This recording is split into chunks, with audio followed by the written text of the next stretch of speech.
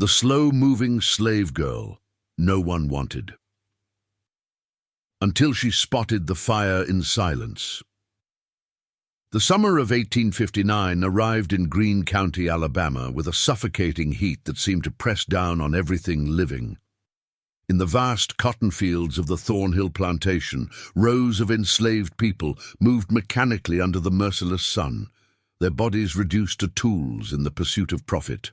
Among them was a girl of 17 named Celia, whose movements were notably slower than the others, whose eyes seemed perpetually unfocused, whose tongue had never formed words that anyone could remember. The overseers called her Simple. The other enslaved people called her Blessed, for sometimes ignorance was the only mercy God granted in such a place. But Celia was neither simple nor blessed. She was watching, always watching, and what she saw in the silence of her observations would unravel a horror that had been festering in the darkness of that plantation for years. Master Edmund Thornhill was a man of considerable reputation in the county, known for his shrewd business dealings and his seemingly endless expansion of land and slaves. He had a particular methodology that other plantation owners whispered about in parlors over brandy. Thornhill never seemed to lose money, never seemed to struggle with the rebellious spirit that plagued other slaveholders. His enslaved population remained docile, productive, and most strangely, their numbers never seemed to diminish despite the brutal conditions. When neighboring plantations reported runaways or losses, Thornhill's record showed nothing but efficiency. The local authorities praised him as a model of order in chaotic times, when talk of abolition had begun to seep even into the Deep South, like water through cracks in a dam. Celia had arrived at the Thornhill plantation 3 years earlier, sold at auction for a price so low it was almost an insult. The slave trader had been eager to be rid of her, claiming she was touched in the head, unable to work at the pace required, unable even to speak. Edmund Thornhill had looked at her with those calculating grey eyes and seen something else entirely, an invisible girl, someone so dismissed by others that she might as well not exist at all. He had paid the pittance and brought her to his fields, where she became a ghost among the living, assigned to the lightest tasks, always present but never truly seen. But Celia saw everything. She saw how certain slaves would be called to the main house after dark, how they would return before dawn with vacant expressions and a strange smell clinging to their clothes like copper and earth. She saw how every few months someone would simply vanish, and the story would always be the same. They had run north, seeking freedom and good riddance to them. She saw how Edmund Thornhill would stand on his porch in the evening, smoking his pipe, watching the quarters with the satisfaction of a man who believed himself untouchable. And she saw the fear in the eyes of those who had been called to the house, a fear that went deeper than the lash, deeper than the chain. The first disappearance Celia consciously noted was a man named Jacob, a field hand of 30, with arms like tree trunks, and a laugh that used to echo across the cotton rows in the early morning. Jacob had been caught teaching some of the younger slaves their letters, scratching words into the dirt with a stick when the overseers weren't watching.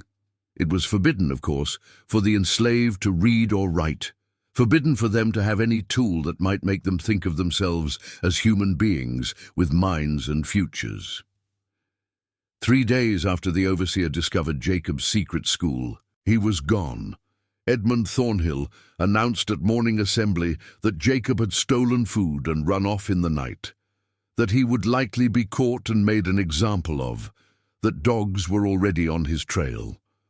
But Celia had seen Jacob the night before his disappearance, seen him being led to the main house by 2 men she didn't recognize, men with hard faces and guns at their hips. She had seen the terror in Jacob's eyes, and she had seen that he never came back out.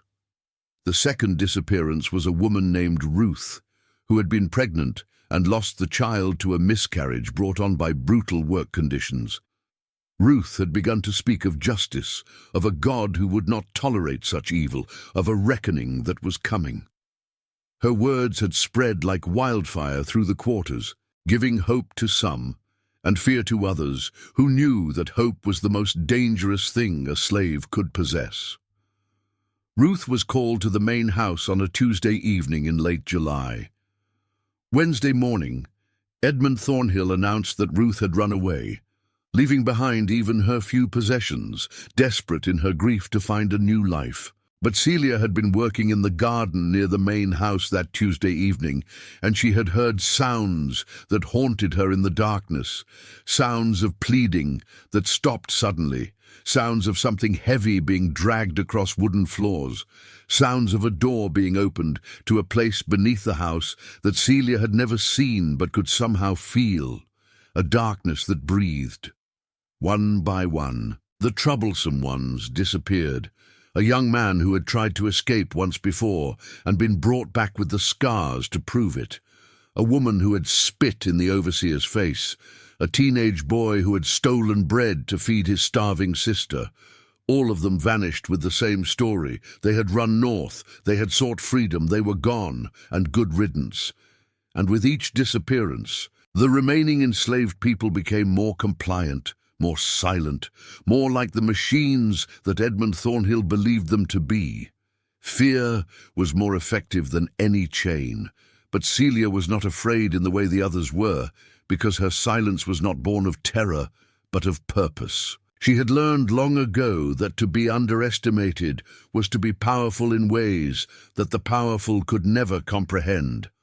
While others saw a girl who could not speak, who moved slowly, who seemed to understand nothing, Celia was mapping the plantation in her mind, noting the rhythms of the overseers, the patterns of Edmund Thornhill's movements, the location of every building and every locked door. She was watching the main house with an intensity that would have terrified anyone who had noticed, but no one ever did.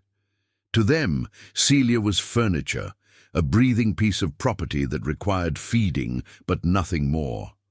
The breakthrough came on a night in early September, when the heat had finally broken and a cool wind blew in from the north, carrying with it the scent of rain and something else, something that smelled like change. Celia had been assigned to bring water to the main house, a task usually given to the house slaves but delegated to her because one of them had fallen ill. She carried the heavy buckets up the steps and through the back door into the kitchen, where the cook, an elderly woman named Bessie, barely glanced at her. Celia set down the buckets and turned to leave, but something made her pause. Through the walls she could hear voices, Edmund Thornhill and another man, their words muffled but urgent. Celia moved like a shadow through the hallway, her bare feet making no sound on the wooden floors. She pressed herself against the wall outside the study, her body perfectly still, her breathing shallow.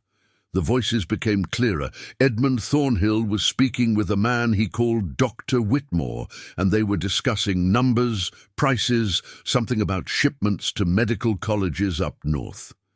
Celia's mind worked to piece together the fragments of conversation. Bodies, fresh specimens, research, payment in gold. The words floated through the door like poison, and suddenly, horribly, Celia understood. The disappeared were not runaways. They had never left the plantation at all. They had been murdered, their bodies sold to medical schools and anatomists, who paid good money for fresh corpses to dissect, to study, to use in the advancement of science. In an era when grave robbing was common but risky, Edmund Thornhill had found a perfect solution. An endless supply of bodies that no one would miss, that no one would search for, because they were not considered fully human to begin with. The enslaved who disappeared were not seeking freedom in the north. They were on tables in medical theaters, being cut apart by students who never asked where the bodies came from, who never thought about the lives these specimens had lived or the terror they had experienced in their final moments. Celia stood frozen in the hallway, her mind reeling. She thought of Jacob, who had only wanted to teach children their letters, She thought of Ruth, who had believed in justice. She thought of all the others, and she thought of the darkness beneath the main house, where she had heard something being dragged, where the murdered waited in cold storage until they could be shipped north in wagons that arrived at night, driven by men with no names and no consciences. The conversation in the study shifted. Edmund Thornhill was laughing now, saying something about how the business had made him wealthy beyond measure, how he could now afford to buy the adjacent property, how he was considering expanding his operation. Dr. Whitmore cautioned him to be careful, to not become too greedy, to remember that suspicion could destroy them both. But Thornhill dismissed the concern. Who would believe the word of slaves over his? Who would even listen? The enslaved could not testify in court, could not accuse, could not speak against a white man. He was, he said, untouchable. Celia backed away from the door, her heart pounding so hard she thought it might burst through her chest. She returned to the kitchen, retrieved the empty buckets, and left the main house, moving with the same slow, unfocused gait she always used. The perfect picture of a simpleton who had seen and heard nothing, but inside her mind was racing. She knew what she had to do, but the path forward was shrouded in impossibility. How could she, a slave girl who supposedly could not even speak, expose a horror that powerful white men had every reason to keep hidden? How could she make anyone believe her? How could she free not just herself, but all the others from this nightmare? The answer came to her 3 days later, during the midday meal in the quarters. An older man named Samuel, who had been on the plantation longer than anyone, was telling stories about the old days, about rebellions and uprisings, about Denmark Vesey and Nat Turner, about the fire that had burned through a plantation in Mississippi, when the enslaved had finally had enough. Fire, Samuel said, was the great equalizer. Fire did not care about the color of skin or the weight of chains. Fire was freedom's most honest messenger. That night, Celia could not sleep. She lay on her thin mattress in the cramped cabin she shared with 5 other women, and she thought about fire. She thought about the main house with its expensive furniture and its hidden chamber of horrors beneath the floorboards. She thought about the ledgers that Edmund Thornhill kept in his study, the records of his murders and his profits, the evidence that could not be denied if only someone would look. She thought about the medical colleges up north, about the students who believed they were advancing science while cutting into bodies that had been stolen from life before their time.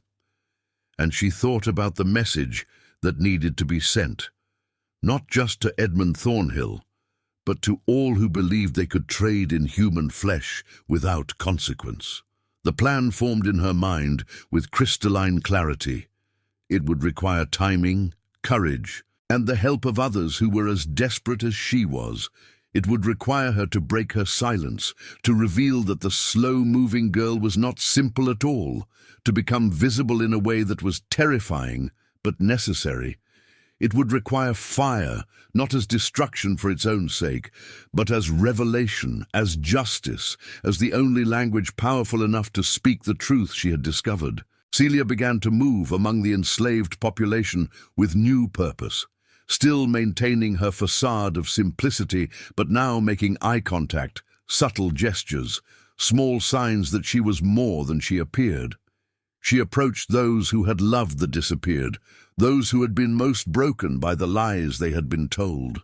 She found ways to communicate, through glances and touches and the kind of understanding that needed no words. Slowly, carefully, she built a network of trust among people who had every reason to trust no one. To Sarah, whose husband had vanished 6 months earlier, Celia showed a piece of cloth she had found near the main house, cloth that bore the initials of Sarah's husband, cloth that should have been long gone if he had truly run away. Sarah's eyes filled with tears, and then with something harder, something that looked like resolve. To Moses, whose brother had disappeared, Celia led him to the edge of the property late one night and pointed to fresh wagon tracks leading north, tracks that appeared every few weeks and always after someone vanished. Moses stood in silence for a long time, and when he turned to look at Celia, there was recognition in his eyes, an acknowledgement that she was offering him truth in exchange for action. One by one, Celia gathered them, a small group of the bereaved and the desperate, people who had nothing left to lose because the worst had already happened. She could not speak to them with words, but she spoke with gestures, with drawings in the dirt, with objects placed in careful arrangements that told a story. She showed them the pattern of disappearances. She showed them the nighttime wagons.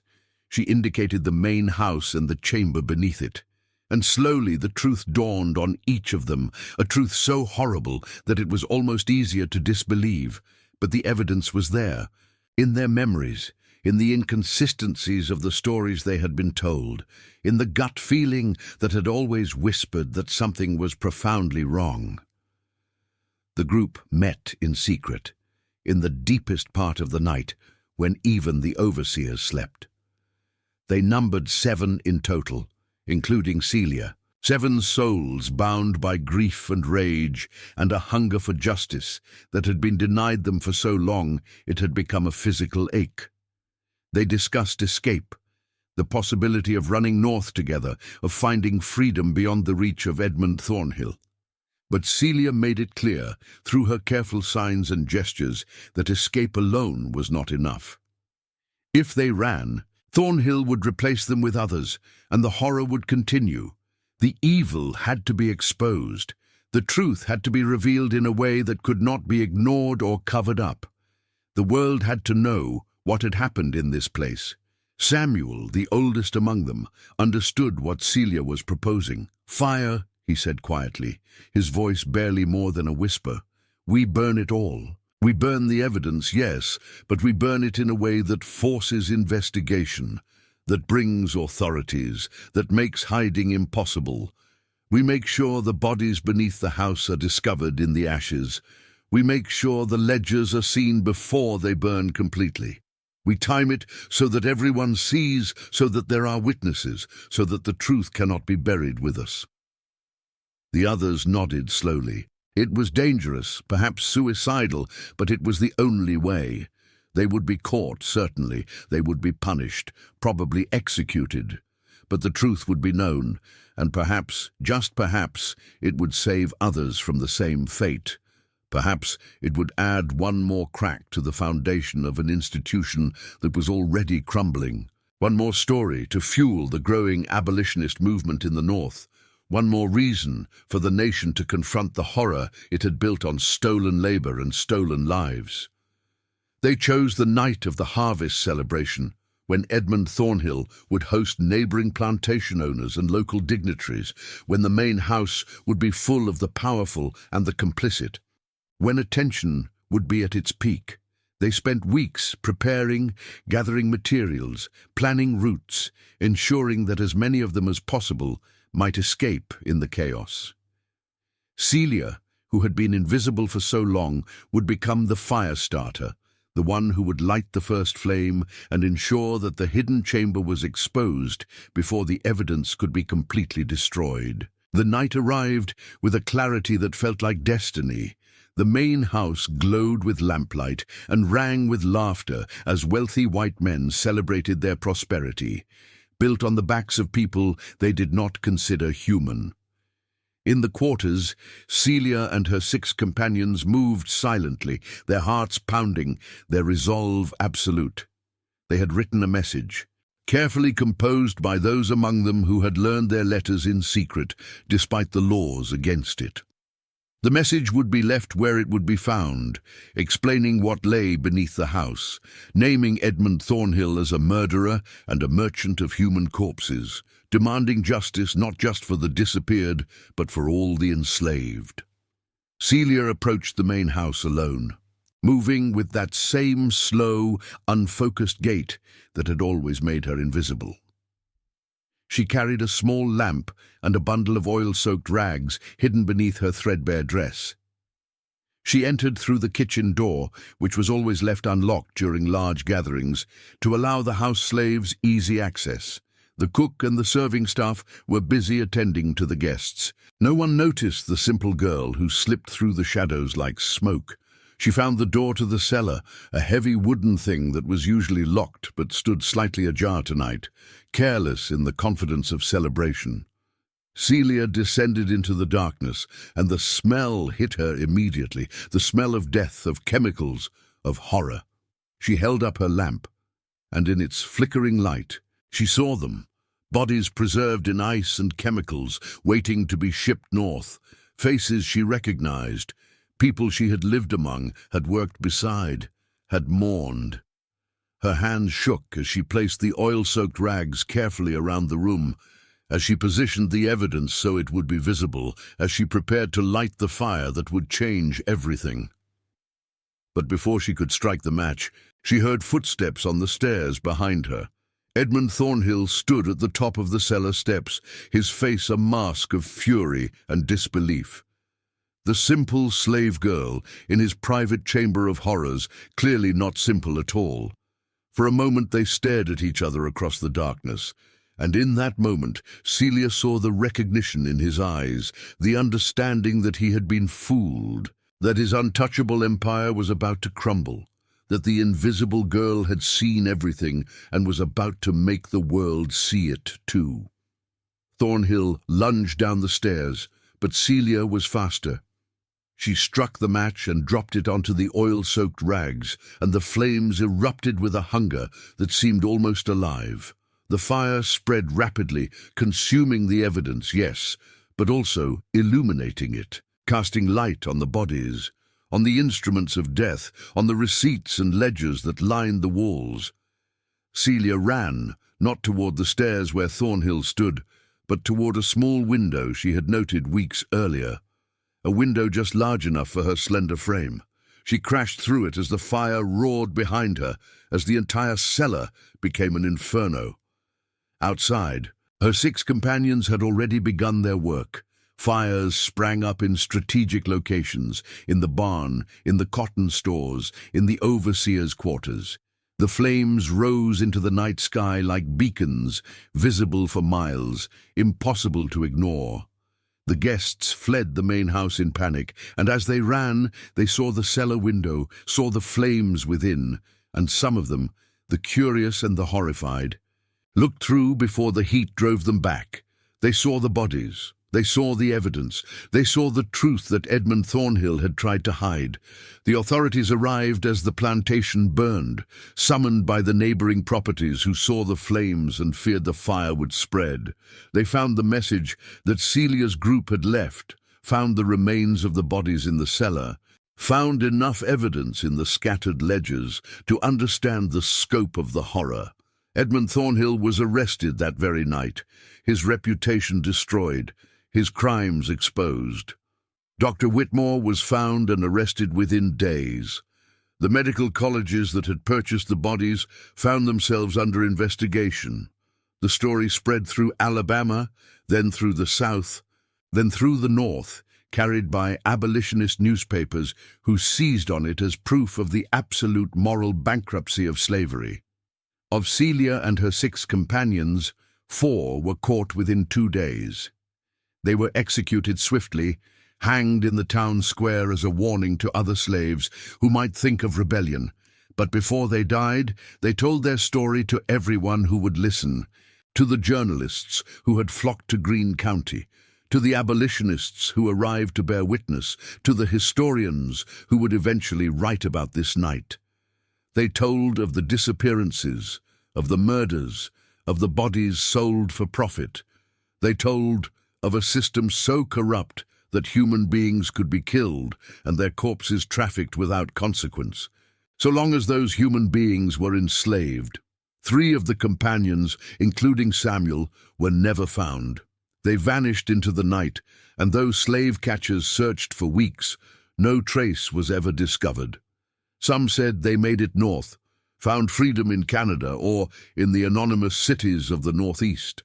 Others said they died in the swamps, preferring death to capture. No one knew for certain, And perhaps that uncertainty was its own form of freedom, a story that could end in hope because it had no definite ending at all. And Celia herself, the slow-moving slave girl who had spotted the fire in silence, who had been invisible until she chose to be seen, who had ignited a flame that would burn long after the physical fires were extinguished. Celia was never found either. In the chaos of that night, as the plantation burned and the powerful fled and the enslaved seized their moment of confusion, she disappeared as completely as those she had avenged. Some claimed to have seen her in the years that followed, a young woman working as a teacher in a freedmen's school in Massachusetts, but the identification was never confirmed. Others swore they saw her on the Underground Railroad, helping others escape. Her silence transformed from a shield into a strength, a reminder that words were not the only form of power. The truth is that no one knows what became of Celia after that night. Perhaps that is fitting. She had lived so long as a ghost, unseen and unheard, that perhaps she simply chose to remain one, a spirit of justice moving through a broken world, visible only when the need was greatest. What matters is not where she went, but what she left behind. A crack in the foundation of slavery that would widen with time, a story of courage that would inspire others, a reminder that even the most oppressed, even the most invisible, possessed the power to change the world if they were willing to pay the price. The Thornhill plantation was never rebuilt. The land was seized by the county and eventually sold off in pieces. The main house, or what remained of it, stood as a burned-out husk for decades, a monument to the evil that had been committed there and to the fire that had exposed it. Local people said it was haunted, that on certain nights you could hear the voices of the disappeared, but perhaps what they heard was not ghosts, but memory, the echo of lives that had been stolen and then reclaimed in flame. In the years that followed, as the nation careened toward civil war, the story of the Thornhill plantation was told and retold, each version adding new details, new perspectives, new meanings. Abolitionists used it as evidence that slavery corrupted everything it touched, that even science and medicine became weapons of oppression in a system built on the denial of humanity. Supporters of slavery tried to dismiss it as an isolated incident, the work of one evil man, but the questions lingered. How many other plantations hid similar secrets? How many other disappeared slaves had met fates that were never recorded? How many other profitable arrangements existed between those who owned human beings and those who wished to study their bodies? The disappeared of the Thornhill plantation were never given proper burials, their bodies too damaged by fire and too complicated by legal questions. But a memorial was eventually erected on the edge of where the plantation had stood, a simple stone marker listing the names that could be remembered, the names that the enslaved themselves had provided to investigators and journalists. At the top of the list was Jacob, who had taught children their letters, then Ruth, who had spoken of justice, and at the bottom, in letters smaller than the others, as if the carver himself was uncertain, was the name Celia, slow-moving girl, truth-teller, fire-bringer. Freedom, the memorial said, is not given but taken, not granted but seized, not a gift from the powerful, but a right that belongs to all, protected only by the courage of those willing to risk everything to claim it. The story of the Thornhill plantation, of Edmund Thornhill's horror and Celia's fire, became a story about the price of silence and the power of truth, about the way systems of oppression depend on invisibility and complicity, about how a single act of revelation can shake the foundations of even the most entrenched evil. Years later, after the Civil War had been fought and won, after slavery had been legally abolished, and the nation was attempting to rebuild itself on the principles of freedom and equality that had always been promised but rarely delivered, a woman who had been enslaved on a neighboring plantation told a reporter a story. She said that on the night the Thornhill plantation burned, she had been working in the fields and had looked up to see a figure standing at the edge of the fire, silhouetted against the flames. The figure was small and thin, and moved with an odd slowness, and in one hand held something that glowed, a lamp or a torch, or perhaps just the reflection of the fire itself. The figure stood there for a long moment, watching as the plantation burned.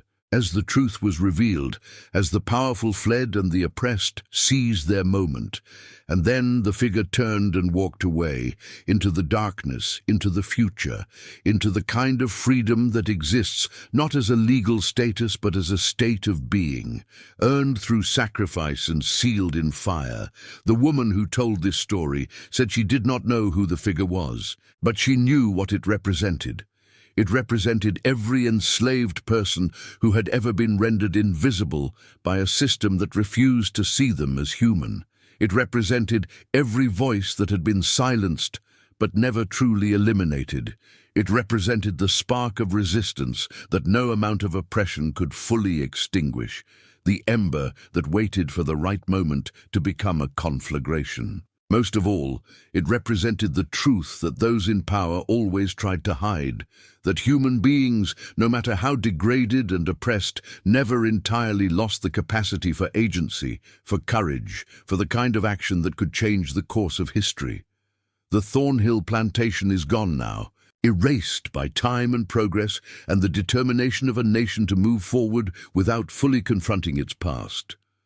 But the story remains, passed down through generations, adapted and retold.